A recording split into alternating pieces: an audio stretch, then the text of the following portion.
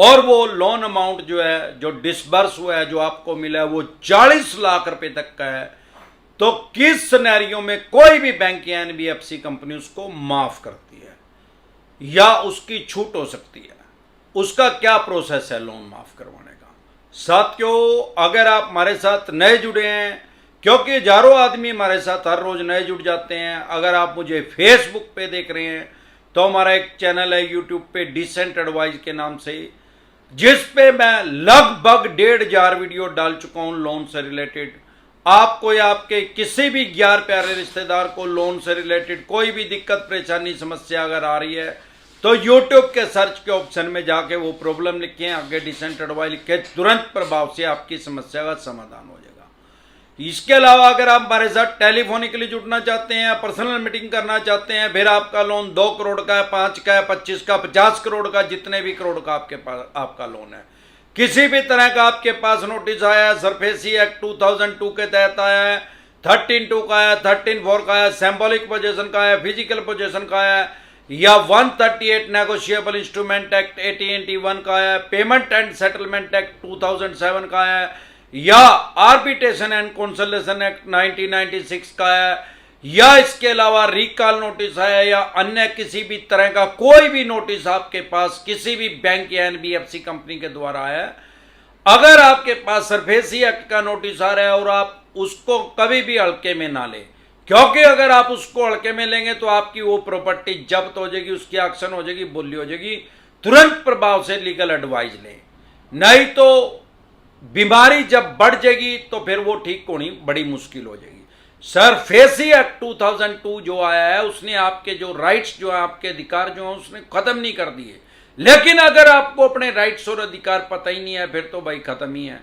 ये तो ऐसे है जैसे लोन की कैंसर बोलता हूं मैं इसको, जब कैंसर फर्स्ट स्टेज में है तो उसको रोको यार, दवाई से मेडिसिन से वो ठीक हो सकती है। अगर उसको इग्नोर करा वो बढ़ती जाएगी बढ़ती जाएगी, जब वो थर्ड स्टेज में चली जाएगी तो फिर उसका सिर्फ और सिर्फ इलाज ऑपरेशन है। ऑपरेशन में भी जरूरी नहीं है कि वो आदमी बचेगा या नहीं बचेगा। ऐसे ही जब आपका लोन थर्ड स्टेज में चला जाएगा तो वो जरूरी नहीं है कि वो बचेगा या नहीं बचेगा। हाँ, फर्स्ट स्टेज में आप डॉक्टर के पास जाएंगे तो स्वाभाविक बात है पूरे चांस है उसमें बचाव होने के।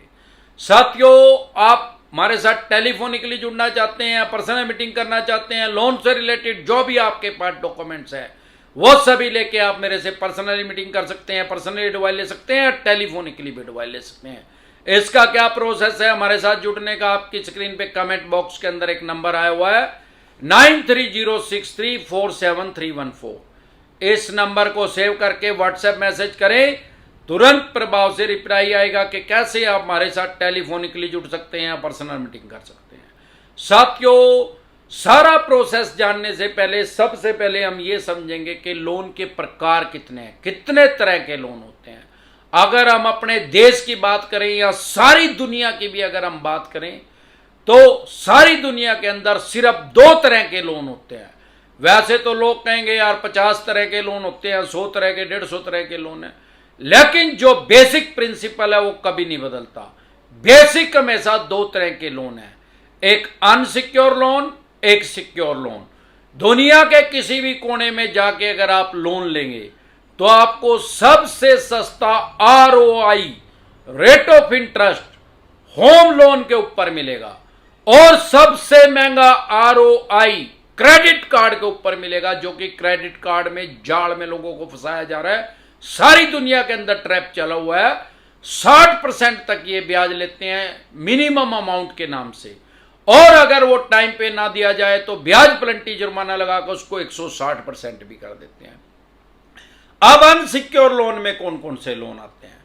Credit card, personal loan, business loan, education loan, दोनों तरह का होता है। अगर आपने कोई सिक्योरिटी रख दी तो वो सिक्योर लोन हो गया, अदरवाइज वो अनसिक्योर लोन हो गया। बहुत से आदमी कहते हैं कि सर मैंने तो बिजनेस लोन लिया या पर्सनल लोन लिया, मैंने चेक दिया है और चेक देने से मेरा सिक्योर लोन हो गया, भाई चेक दे दिया। अरे भैया, चेक देने से कभी भी सिक्योर लोन नहीं होता, वो अनसिक्योर ही रहेगा। उन्होंने एज ए सिक्योरिटी चेक आपसे लिया है ताकि वो आपको फ्यूचर में परेशान और हरास कर सके। अगर आपने चेक दिया है तो आपके ऊपर 138 का चेक बाउंस का केस अदर स्टेट में कर देंगे, आपके घर से 1000 किलोमीटर दूर जाके कर देंगे। मुंबई में रहते हैं तो दिल्ली कर देंगे, दिल्ली में रहते हैं तो गुजरात कर देंगे, गुजरात में रहते हैं तो दिल्ली कर देंगे, या फिर कलकत्ता कर देंगे, आपके घर से कम 1000 किलोमीटर दूर कर देंगे। सिक्योर लोन हमेशा वो होता है जिसमें आपने अपनी कोई प्रॉपर्टी, एसेट या कोई अपना कीमती सामान किसी भी बैंक या एनबीएफसी कंपनी के पास रहन कर दिया, गिरवी रख दिया, भाई अगर मैंने पैसे नहीं दिए तो आप इसकी ऑक्शन करके, सेल करके, बोली करके इसका अपना पैसा रिकवर कर लेना, उसको सिक्योर लोन बोलते हैं। सिक्योर लोन में क्या क्या आता है? Scooter, motorcycle, car, jeep, truck, बस। अब लोग कहते हैं सर ये तो व्हीकल लोन है, भाई हम तो इसको चला ही रहे हैं, आरसी भी हमारे पास ही है, तो ये सिक्योर कैसे हो गया? भाई अपनी आरसी को उल्टी साइड से देखें, उसमें एक रेड कलर से लिखा हुआ है HPA, आगे उस बैंक या एनबीएफसी कंपनी का नाम लिखा हुआ है। अगर आपका scooter, motorcycle, car, jeep, truck, बस का लोन है तो फिर चाहे हवाई जहाज का है, चाहे समुद्री जहाज का है, उसके अंदर भी HPA उसमें चढ़ी हुई है। अब उसमें HPA के कॉलम में जिस बैंक या एनबीएफसी कंपनी का नाम है, इट मीन्स ये हुआ कि जो भी वाहन, जो भी व्हीकल आप यूज कर रहे हैं, वो मालिकाना हक उस बैंक और एनबीएफसी कंपनी के पास है, उसके बेचने के राइट्स उस बैंक और एनबीएफसी कंपनी के पास हैं। आपके पास उसको चलाने के राइट्स हैं, यूज करने के अधिकार हैं, या किसी को देने के अधिकार हैं यूज करने के लिए। ये नहीं, सेल आपको उसको नहीं कर सकते जब तक वहां से एनओसी नहीं लेंगे। नो ऑब्जेक्शन सर्टिफिकेट लेने के बाद आपको आरटीओ ऑफिस में वो दोबारा जमा करवानी पड़ेगी, फिर वो HPA का कॉलम तो उसमें रहेगा, लेकिन उस बैंक और एनबीएफसी कंपनी का नाम हट जाएगा और आपके पास पूरा मालिकाना हक आ जाएगा। अगर आप कोई मकान, दुकान, जमीन जायदाद, फैक्ट्री, कारखाने का लोन ले रहे हैं तो स्वाभाविक बात है कि वो आपकी रजिस्ट्री वहां पे रख रहे हैं, ओरिजिनल डॉक्यूमेंट्स आपके वहां रखे हैं, उसमें भी मालिकाना हक बैंक और एनबीएफसी कंपनी के पास है। आपके पास उसमें रहने का हक है, रेंट पे देने का हक है, बाकी सारे राइट्स आपके पास है, लेकिन उसको सेल करने का अधिकार आपके पास नहीं है। इसके अलावा सिक्योर लोन में गोल्ड लोन, अरे गोल्ड लोन तो यार सबसे फुद्दू लोन है, तो गोल्ड उसके पास रख ही दिया। अगर स्कूटर, मोटरसाइकिल, कार, जीप है, उसको तो हम चला तो रहे हैं ना, HPA चढ़ रही है। होम लोन है, फैक्ट्री का है, कारखाने का है, वो कागज उसके पास रखे हैं, मौके पे तो हम का भी जाए, कब्जा तो हमारे पे है। कब्जा सच्चा, झगड़ा झूठा। अरे गोल्ड लोन अगर ले लिया तो गोल्ड ही उनके पास रख दिया यार, कब्जा ही उनको दे दिया पहले ही, अपनी चीज का जो एसेट है, जो कीमती सामान है उनको दे दिया। उसमें उनको कोई दिक्कत परेशानी नहीं आती, उसको ऑक्शन करने में, सेल करने में, उसकी बोली करने में तुरंत प्रभाव से उसको कर देते हैं जब वो NPA में डालने के बाद, अगर आप उनका पैसा नहीं देते तो। अब साथियों, दो तरह के बेसिक लोन हो गए जो कि सारी दुनिया में मिलते हैं और सारी दुनिया में रिवाज चल रहा है। ब्रिटिश काल से बैंकिंग हो रही है, ऐसा नहीं है कि अभी हो रही है, क्योंकि जो 138 नेगोशिएबल इंस्ट्रूमेंट एक्ट 1881 है, ये 1881 में बना है। आज से 141 साल पहले एक कानून बना है, तो इसका मतलब अवस्थाविष्कार की जननी है, उस टाइम इसकी जरूरत पड़ी होगी। 107 साल तक ये सिविल का केस रहा। 1988 में इसको क्राइम की श्रेणी में भी डाल दिया गया, लेकिन सिर्फ क्रिमिनल केस नहीं हुआ, सिविल का भी रह गया और क्रिमिनल का भी रह गया, दोनों तरह की तासीर इसकी होगी। उसके अलावा अगर आप किसी बैंक या एनबीएफसी कंपनी से जब आप लोन लेते हैं तो एक एग्रीमेंट आप बैंक या एनबीएफसी कंपनी से करते हैं। उस एग्रीमेंट में 50 तरह के क्लोज होते हैं, शर्तें होते हैं, जिनको कोई पढ़ता नहीं। अगर पढ़ ले तो मुझे नहीं लगता कि कोई लोन लेगा। उसके अंदर एक आर्बिट्रेशन का क्लोज होता है। अब जब आप कभी किसी बैंक या एनबीएफसी कंपनी की ईएमआई आपकी डिफॉल्ट होती है, पर्सनल लोन है, बिजनेस लोन है, अनसिक्योर है, सिक्योर है, कैसा भी है, तो वो बैंक या एनबीएफसी कंपनी आपके पास एक नोटिस इशू करती है जिसको रिकॉल नोटिस बोलते हैं। वो कानूनी रूप से धमकिया कि भाई मारे सारे पैसे दे दे, अब हम आपको पैसे नहीं देते। अगर आपके पास पैसे ही नहीं है, वो जरूरी नहीं है कि उस नोटिस का जवाब देना मैंडेटरी है, आपकी मर्जी, आप उसका जवाब दें, आपकी मर्जी है नहीं दें। अगर आप उसका जवाब दे भी देंगे तो वो जो एडवोकेट है वो उसको मानेगा थोड़ी। वैसे भी 99% जो नोटिस आपके पास आते हैं, वो चवन्नी छापी फेक नोटिस भेजते हैं। जब आपकी ईएमआई डिफॉल्ट होती है तो आपका फोन को वो कंप्यूटर को ऑटो रिमाइंडर पे लगा देते हैं, एक दिन में 25 बार तो कंप्यूटर ही फोन कर देते हैं। और चवन्नी छापी भी लगा रखी है, वो खून चूस लेते हैं लोगों को, आप मानसिक परेशानी में, डिप्रेशन में डाल देते हैं। लोगों को क्रिमिनल घोषित कर दिया इन भिखमंगों ने, अपराधी घोषित कर दिया इन्होंने। लोन की ईएमआई डिफॉल्ट होना क्राइम की श्रेणी में नहीं है, ना ही तो लोन लेना क्राइम की श्रेणी में है, ना ही ईएमआई डिफॉल्ट होना क्राइम की श्रेणी में है। अगर लोन लेना ईएमआई और लोन लेना क्राइम की श्रेणी में है, कंसीडर किया जाएगा, तो सारे बैंक और एनबीएफसी कंपनियों को सबसे पहले जेल में भेज दो। जब लेना क्राइम है तो देना भी तो क्राइम है भाई। कोई स्मैक खरीद रहा है, अफीम खरीद रहा है, भुक्खी गांजा खरीद रहा है, वो क्राइम है। अरे जो खरीद रहा है वो क्रिमिनल है, तो बेचने वाला कैसे सिविलियन हो गया? वो भी तो क्रिमिनल है। फिर यहां तक आम और खास आदमी, अगर आप हमारे साथ पुराने जुड़े हैं तो आपको पता है, आपके पास पैसे हैं तो इनके पैसे दे दें, नहीं पैसे हैं तो फिर राहु केतु ग्रह तो क्या करेगा, साक्षात शनिदेव भी धरती पे आके आपकी पुंजड़ नहीं पाड़ सकता। यह तो सौदा ही कुछ नहीं है, चवन्नी छाप यार। 2 लोन डिफॉल्ट हो गए, 5 हो गए, 25 हो गए। अगर आपके 25 लोन भी डिफॉल्ट हो गए, सबकी 5-5 ईएमआई भी डिफॉल्ट होगी, ये तब भी ये क्राइम में कंसीडर नहीं होता। ईएमआई डिफॉल्ट होने पे आपके खिलाफ कोई कानूनी कार्रवाई नहीं हो सकती, कोई आपकी एफआईआर लॉन्च नहीं हो सकती सारे देश के किसी थाने, पुलिस स्टेशन, चौकी में।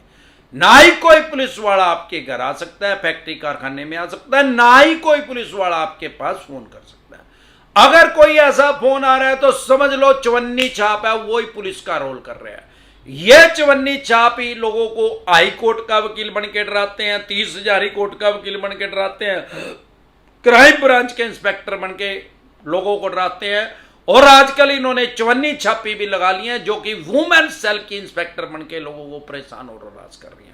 अगर आपको ऐसे परेशान और हरास किया जा रहा है तो गाड़ी ट्रेनिंग डिसेंटेड वाली के वीडियो देख लें, आपको पता लग जाएगा करना क्या है इनका इलाज। साथियों, डरे घबराए नहीं। सबसे पहले तो हाँ, अगर आपका चेक बाउंस हो गया, किसी बैंक एनबीएफसी कंपनी ने कर दिया, तो उसको कभी भी हल्के में ना ले, कोर्ट के नोटिस को हल्के में ना ले, क्योंकि कोर्ट के नोटिस को अगर आप हल्के में ले रहे हैं, कोर्ट की अवमानना आप कर रहे हैं, तो आपका नॉन बेलेबल वारंट इशू हो सकता है 138 के केस में। जब पहले नोटिस आ रहा है तो आपको उसमें जमानत लेनी पड़ेगी, बेल करवानी पड़ेगी, जो कि तुरंत प्रभाव से बेल हो जाती है। हाई कोर्ट में जाने की जरूरत नहीं, स्थानीय कोर्ट से ही आपकी जमानत आपको मिल जाती है, इजिली मिल जाती है, उसमें कोई दिक्कत परेशानी आती नहीं है। लेकिन आप कोर्ट के नोटिस को इग्नोर कर रहे हैं बार बार। अगर आप उसको 3 बार कर रहे हैं या 3 बार से ज्यादा कर रहे हैं, तो आपके नॉन बेलेबल वारंट इशू हो सकते हैं, गैर जमानती। फिर आपको 14 दिन की न्यायिक हिरासत में जाना पड़ सकता है, 14 दिन के लिए आपको जेल में जाना पड़ सकता है। हो सकता है कि जज साहब आपकी जमानत ले ले, पर 99% चांस है कि आपकी जमानत नहीं होगी अगर आप कोर्ट की अवमानना कर रहे हैं। तो अगर आप नॉन बेलेबल वारंट इशू होने के बाद भी नहीं मिल रहे हैं, नहीं जा रहे हैं, और 2-3 साल हो गए उस केस को चलते चलते, तो आपके केस को डिस्पोजल कर दिया जाएगा और कोर्ट के आदेश से स्थानीय थाने, पुलिस स्टेशन या चौकी में आपके खिलाफ एक एफआईआर और लॉन्च हो जाएगी, 174A, 174A। अब आपको अगर पुलिस अरेस्ट करेगी तो आपको 174A में कम से कम 1 महीने की न्यायिक हिरासत में जाना पड़ेगा, कम से कम 1 महीने के लिए जेल में जाना पड़ेगा। 1 महीने के बाद भी जज साहब की मर्जी है कि वो आपको जमानत दे या ना दे। अब क्या होगा, आपने कोर्ट की अवमानना करी, अब आपके ऊपर 2 केस रजिस्टर्ड हो गए कोर्ट में। एक तो सबसे पहले 138 का उस बैंक को एनबीएफसी कंपनी ने करवाया था, वो आप उसको कंसिडर ही नहीं कर रहे हैं, आप उसको कोर्ट की अवमानना कर रहे हैं, जमानत ही नहीं करवा रहे हैं, बेल ही नहीं करवा रहे हैं, वहां जा ही नहीं रहे हैं। अब एक आपने खुद से अपने ऊपर करवा लिया, अब 2 केस आपके ऊपर चलेंगे, 2 बार आपको जमानत करवानी पड़ेगी, 2 बार आपकी तारीखें लगे करेंगी। तो कोर्ट की कभी भी अवमानना ना करें। यह जरूरी नहीं है कि कोर्ट आपको पनिशमेंट, जेल की सजाई देगी। हो सकता है आपको फाइनेंशियल, आपका ऊपर पेनल्टी लगा दी जाए, जुर्माना लगा दिया जाए, वो जज साहब की मर्जी है। और बहुत से गवर्नमेंट एम्प्लॉयज भी हमारे पास आते हैं, वो कहते हैं कि सर इसमें वैसे तो 2 साल तक की सजा का प्रावधान है या 100% तक पेनल्टी जज साहब लगा सकते हैं। 100% का मतलब 100 गुना नहीं, 5 लाख का चेक है तो 10 लाख तक जज साहब बोल सकते हैं कि इसको दे बैंक एनबीएफसी कंपनी को, या 6 महीने, साल, 1.5 साल, 2 साल तक की सजा, मैक्सिमम 2 साल तक की सजा हो सकती है। मैंने 50 लाख से कम में केस में आज तक कभी किसी को 6 महीने से ज्यादा की सजा होते हुए नहीं देखी, उसमें तुरंत प्रभाव से जमानत मिल जाती है। अब बहुत से गवर्नमेंट जॉब वाले हमारे पास आते हैं, वो डरे रहते हैं कि सर अगर हमें 5 दिन की भी सजा मिल गई, कोर्ट ने पनिशमेंट हमें दे दी जेल की, तो हमारी जॉब चली जाएगी। भैया जज साहब भी है जो है वो भी गवर्नमेंट एम्प्लॉइज हैं, वो भी समझते हैं इस बात को कि अगर उन्होंने आपको पनिशमेंट दे दी तो आपकी जॉब जो है सरकारी नौकरी वो जा सकती है। तो मैंने ऐसा कोई केस ऐसा आज तक नहीं देखा कि गवर्नमेंट एम्प्लॉय को जज साहब ने जेल की सजा कर दी। और ज्यादातर इसमें क्या होता है, फाइनेंशियल पेनल्टी लगती है, जुर्माना इसमें लगता है, और ये माननीय सुप्रीम कोर्ट तक जाते जाते 40-45 साल लगते हैं इस केस को चलते चलते। डरे घबराए नहीं, तब तक हरिद्वार जाने का ही टाइम आ जाएगा यार। और जिस बैंक एनबीएफसी कंपनी ने आपको पैसा दिया वो कोई 16 साल का थोड़ी है। 16 साल के आदमी को तो आरबीआई लाइसेंस ही नहीं देता, वो भी तो 30-35-40 साल का होगा, उसका भी बोलो राम हो जाएगा, वो भी हरिद्वार चला जाएगा, फिर पैसे किससे लेंगे। अगर आपके ऊपर 138 का केस हो भी गया, आपने जमानत ले भी लिया, तो भी कोर्ट में केस चलते चलते म्यूचुअल अंडरस्टैंडिंग से दोनों का आपसी सहमति से कभी भी कॉम्प्रोमाइज हो सकता है। 138 चेक बाउंस का जो केस है यह समझौता योग्य है। जब भी आपकी सेटलमेंट हो जाएगी तो ये केस दोनों पार्टी की सहमति से खत्म हो जाएगा, इसको दाखिल दफ्तर कर दिया जाएगा, क्वैसिंग हो जाएगी, इसको जड़ से खत्म कर दिया जाएगा। तो 500 बार आएंगे आपके पास ये केस चलने के बाद भी, भाई साहब सेटलमेंट कर लो, 75% तक इसमें डिस्काउंट मिल जाता है अगर आपका अनसिक्योर लोन है। तो डरे घबराए नहीं, इनके पास एक लास्ट का हथियार है, सबसे पहला हथियार है इनके पास सिविल खराब करने का, जो कि ईएमआई डिफॉल्ट होते ही हर महीने अपनी रिपोर्ट भेजते हैं और सिविल को खराब कर देते हैं। लास्ट का एक हथियार है चेक बाउंस का, जिसको मैं ब्रह्मास्त्र बोलता हूं। ये इनके पास एक ब्रह्मास्त्र है, अगर उसको इन्हें छोड़ दिया, इनके पास ही है घंटा, फिर इनके पल्ले कुछ नहीं है, फिर ये अपने आप कांच लिकट जाएगी इनकी। क्यों? इन्हें पता है भी वो कोर्ट में जा लिया, इसकी जमानत मिल गई, इसका कुछ नहीं बिगड़ता। अब तो तारीख पे तारीख, तारीख पे तारीख, दामनी फिल्म देख लिए पता लग जाएगा होता क्या। इसके अलावा साथियों कुछ झोला छाप यूट्यूबर हैं जो समाज में गफलत की स्थिति पैदा कर रहे हैं, भ्रम पैदा कर रहे हैं कि 40 लाख रुपए तक का लोन माफ हो जाएगा, 50 लाख रुपए तक का लोन माफ हो जाएगा। भाई 40,000 रुपए का भी लोन माफ नहीं होता, 40 रुपए का भी लोन माफ नहीं होता। वही लगी फटने, खरात लगी बटने यार, ऐसे कोई भी बैंक या एनबीएफसी कंपनी लोन को माफ नहीं करता। क्योंकि अगर 40 लाख तक के लोन सारे बैंक और एनबीएफसी कंपनी माफ कर दें तो हमारे देश में कम से कम 50 लाख तक के जो केस हैं, 95% तो यही वाले केस हैं यार। तो इसका मतलब तो वो फिर बैंक और एनबीएफसी कंपनी अपने आप ही नंगड़ हो जाएगा, उनको तो 5% ही पैसा मिलेगा भाई लगभग। ये पॉसिबल नहीं है, देश की अर्थव्यवस्था की रीढ़ की हड्डी टूट जाएगी ऐसे। फिर तो क्या होगा, बैंक डूब जाएंगे भाई, जिसको करोड़ रुपए पड़े हैं उसको 5 लाख रुपए मिलेंगे, क्योंकि आरबीआई की गाइडलाइंस है कोई भी बैंक की जब डूब जाएगा तो उसको 5 लाख रुपए मिलेंगे। अगर 5 लाख रुपए से कम है, 50,000 है तो 85,000 मिलेंगे, और 1 करोड़ है तो 5 ही लाख मिलेंगे, चाहे 5 करोड़ है चाहे 500 करोड़ है, मिलेंगे 5 लाख रुपए ही। तो ये पॉसिबल नहीं है। हाँ, आम जो आदमी है वो सोचता है कि मेरा लोन माफ हो गया। अगर आपका किसी भी तरह का कोई सिक्योर लोन है तो उसको ऋण सुरक्षा करते हैं, लोन सिक्योर करते हैं उसको। ज्यादातर ये पॉलिसी लोगों को देते नहीं है। अगर आपका कोई सिक्योर लोन है, कल को हैप्पी बर्थडे हो गया तो ये पैसा नहीं देंगे आपके परिवार को, उसको लोन को माफ नहीं करेंगे। जो आम आदमी कहता है माफ, वो उसको बोलते हैं इंश्योरेंस की भाषा में क्लेम सेटल हो गया, वो क्लेम नहीं देंगे। ये कहेंगे पॉलिसी तो थी नहीं। अरे पॉलिसी हो रही है भाई, अभी जिनते हो हमारी वीडियो देख रहे हो, तुरंत प्रभाव से मंडे को जाके अपनी पॉलिसी लो इनसे। नहीं दे रहे हैं तो IRDAI में इनकी शिकायत कर दो, insurance regulator development authority of India में। इनको नानी याद आ जाएगी, कहां चली कट जाएगी इनकी। और आप चाहे तो उस पॉलिसी को कैंसिल भी कर सकते हैं, 15 दिन का फ्री लुक पीरियड है। अब आपको हो गए जी मेरा तो लोन 5 साल हो गए, अरे चाहे 15 साल हो गए लोन को चले हुए, जिस दिन पॉलिसी बॉन्ड हमारे हाथ में आएगा उस दिन से 15 दिन स्टार्ट होंगे। वो 15 साल कोई मायने नहीं रखते जब इन्होंने मार को पॉलिसी बॉन्ड ही नहीं दिया। तो कुछ आदमी जो है, जो समझदार हैं, बैंकिंग को समझते हैं, इंश्योरेंस को समझते हैं, और उन्होंने वो पॉलिसी बॉन्ड ले रखा है, और भगवान ना करे उनकी डेथ हो गया तो उनको जो वो क्लेम है वो सेटल हो गया उनका, उसकी वजह से वो लोन खत्म हो गया और उनकी रजिस्ट्री उसके जो लीगल आयर है, उनका जो उत्तराधिकारी है, उनको दे दी गई है। अब वो सोचते हैं कि लोन माफ हो गया, सामान्य बोलचाल की भाषा में उसको ये समझते हैं, या कोई भी बैंक या एनबीएफसी कंपनी लोन को राइट ऑफ करते हैं, ज्यादातर छोटे लोन को 50-60 हजार, लाख, 1.5 लाख रुपए, 2 लाख रुपए तक। अब कुछ बैंक एनबीएफसी कंपनी के लिए तो 20,000 भी ज्यादा है और कुछ के लिए 2 लाख रुपए भी कम है, क्योंकि सबकी पॉलिसी अलग अलग है। अब सवाल यह आता है कि राइट ऑफ का मतलब क्या है? राइट ऑफ का मतलब यह है कि ये अपने लेजर में से, अकाउंट में से, बही खाते में से उसको हटा देते हैं, अपने उसको क्लीन कर लेते हैं और उसको बट्टे खाते में बोलते हैं, बैंकिंग की भाषा में उसको बट्टे खाते में डाल देते हैं, भाई ये पैसा तो मर गया। फिर उस लोन को किसी छोटे बैंक या एनबीएफसी कंपनी को बेच देते हैं, कबाड़ी के रेट में उसको बेच देते हैं, भाई आपसे 2 लाख रुपए लेने थे उसको 30-40 हजार रुपए में बेच देते हैं, मैक्सिमम, नहीं तो हो सके 20,000 में बेच दें, 10-15-20% पे उसको बेच देते हैं। फिर वो वहां के चवन्नी चाप आपके पीछे लग जाते हैं।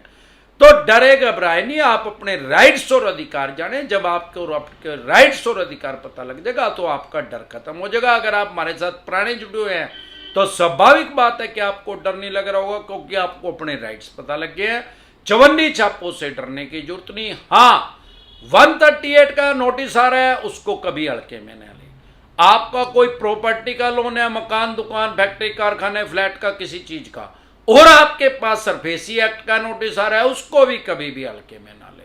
आपका 2 करोड़ का लोन है, 5 का है, 25 का, 50 करोड़ का है, जितने भी करोड़ का लोन है, आपके पास किसी भी तरह का नोटिस आ रहा है, सरफेसी एक्ट 2002 का तहत आ रहा है, 13(2) का रहा है, 13(4) का रहा है, सिंबॉलिक पोजीशन का रहा है, फिजिकल पोजीशन का रहा है, डीएम साहब का नोटिस आ रहा है, 138 नेगोशिएबल इंस्ट्रूमेंट एक्ट 1881 का रहा है, पेमेंट एंड सेटलमेंट एक्ट 2007 का रहा है, या आर्बिट्रेशन एंड कंसोलिडेशन एक्ट 1996 का रहा है, या रिकॉल नोटिस आ रहा है, या इसके अलावा किसी भी तरह का कोई भी नोटिस किसी भी बैंक या एनबीएफसी कंपनी के द्वारा आपके पास आ रहा है, तो आप वो सभी लीगल जो आपके डॉक्यूमेंट्स हैं या जो भी लोन से रिलेटेड आपके पास डॉक्यूमेंट्स है, वो सभी लेके आप मेरे से पर्सनली मीटिंग कर सकते हैं, पर्सनली एडवाइस ले सकते हैं, निंजा टेक्निक सीख सकते हैं इनसे बचने की, या टेलीफोनिकली भी एडवाइस ले सकते हैं। उसका क्या प्रोसेस है, आपकी स्क्रीन पे कमेंट बॉक्स के अंदर नंबर आया हुआ है 9306347314।